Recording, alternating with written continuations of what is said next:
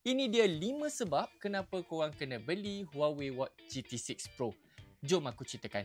First kali dia punya ketahanan bateri memang luar biasa. Almost sebulan weh. Dia boleh bertahan sehingga 21 hari.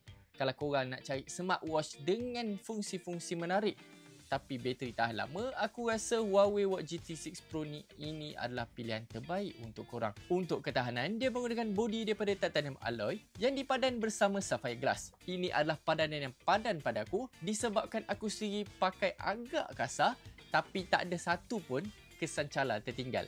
Untuk health tracking pula, dia sekarang menggunakan TrueSense terbaru yang mana korang boleh dapat ECG lebih tepat, sleep monitoring lebih tepat, emosi lebih detail dan tepat dan beberapa lagi fungsi health lain. Untuk GPS pula, sekarang dia dah upgrade 20 kali ganda.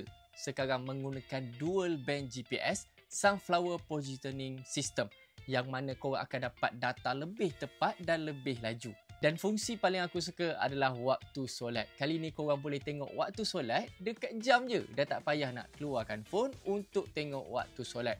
Jadi kalau korang berminat, korang boleh dapatkan sekarang. Ini dia Huawei Watch GT6 Pro. Pada aku, harga dia sangat-sangat berbaloi dengan fungsi yang menarik. Kalau korang minat, korang boleh komen.